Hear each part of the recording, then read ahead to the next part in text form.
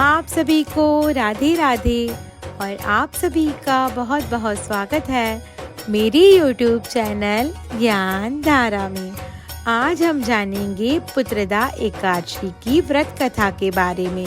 तो आइए जानते हैं। ओम नमो भगवते वासुदेवाय। अब हम जानेंगे पुत्रदा एकादशी व्रत कथा। महाराज युधिष्ठिर ने पूछा, हे भगवान, आपने सफला एकादशी का महत्तम बताकर बड़ी कृपा की। अब कृपा करके यह बतलाइए कि पौष शुक्ल एकादशी का नाम क्या है, उसकी विधि क्या है और उसमें कौन से देवता का पूजन किया जाता है। भक्त वत्सल भगवान श्री कृष्ण बोले, हे राजन, इस एकादशी का नाम पुत्रदा एकादशी है। इसमें भी नारायण भगवान की पूजा की जाती है। इस चर और अचर संसार में पुत्रदा एकादशी के व्रत के समान दूसरा कोई व्रत नहीं। इसके पुण्य से मनुष्य तपस्वी, विद्वान और लक्ष्मीवान होता है। इसकी मैं एक कथा कहता हूँ, सो तुम ध्यान पूर्वक सुनो।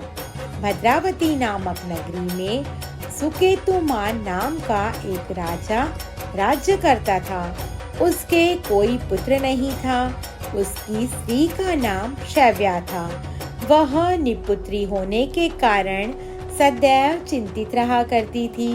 राजा के पितर भी रो रो कर पिंड लिया करते थे और सोचा करते थे कि इसके बाद हमको कौन पिंड देगा। राजा को भाई, बांधव, धन, हाथी, घोड़े, राज्य और मंत्री, इन सब से किसी से भी संतोष नहीं होता था।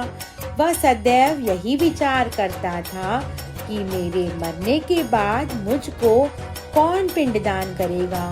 बिना पुत्र के पितरों और देवताओं का ऋण मैं कैसे चुका सकूंगा। जिस घर में पुत्र ना हो उस घर में सदैव अंधेरा ही रहता है। इसलिए पुत्र उत्पत्ति के लिए प्रयत्न करना चाहिए।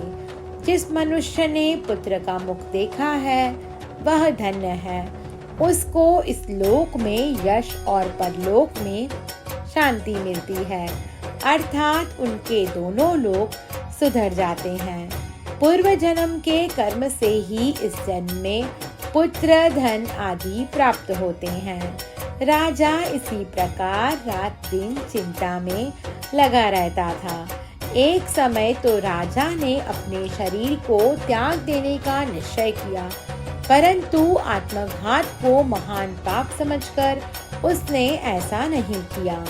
एक दिन राजा ऐसे ही विचार करता हुआ अपने घोड़े पर चढ़कर वन को चल दिया तथा पक्षियों और वृक्षों को देखने लगा। उसने देखा कि वन में मृग, व्याघ्र, सुअर, सिंह, बंदर, सर्प आदि सब भ्रमण कर रहे हैं। हाथी अपने बच्चों और हथनियों के बीच घूम रहा है। इस वन में कहीं तो गीदड़ अपने कर्कश स्वर में बोल रहे हैं, कहीं उल्लू ध्वनि कर रहे हैं। वन के दृश्यों को देखकर राजा सोच विचार में लग गया। इसी प्रकार आधा दिन बीत गया। वह सोचने लगा कि मैंने कई यज्ञ किए, ब्राह्मणों को स्वादिष्ट भोजन से तृप्त किया, फिर भी मुझको दुख प्राप्त हुआ। आखिर क्यों? राजा प्यास के मारे अत्यंत दुखी हो गया और पानी की तलाश में इधर उधर फिरने लगा। थोड़ी दूरी पर राजा ने एक सरोवर देखा। उस सरोवर में कमल खिले थे तथा सारस, हंस, मगरमच्छ आदि विहार कर रहे थे। उस सरोवर के चारों तरफ मुनियों के आश्रम बने हुए थे। उसी समय राजा के दाहिने अंग फड़कने लगे। राजा शुभ शकुन समझकर घोड़े से उतरकर मुनियों को दंडवत प्रणाम करके बैठ गया। राजा को देखकर मुनियों ने कहा, हे राजन, हम तुमसे अत्यंत प्रसन्न हैं। तुम्हारी क्या इच्छा है सो कहो। राजा ने पूछा, महाराज आप कौन हैं और किस लिए यहाँ पर आए हैं, कृपा करके बताइए। मुनि कहने लगे कि हे राजन, आज संतान देने वाली पुत्रदा एकादशी है।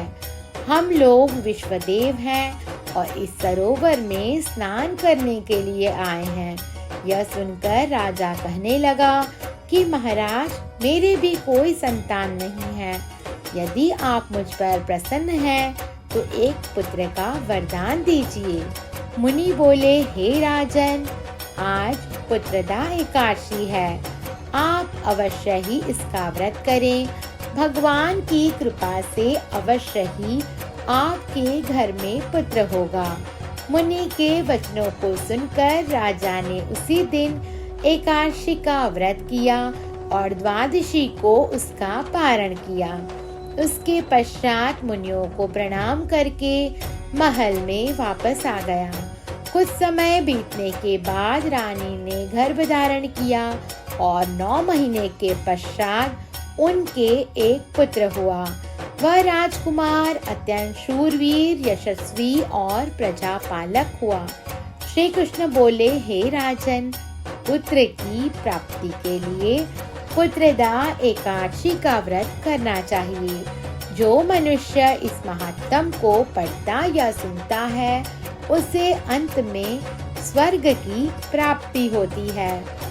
आप सभी को मेरी ये वीडियो पसंद आई हो तो मेरा YouTube चैनल ज्ञान धारा को लाइक, शेयर और सब्सक्राइब करना ना भूलें। धन्यवाद। ओम नमो भगवते वासुदेवाय।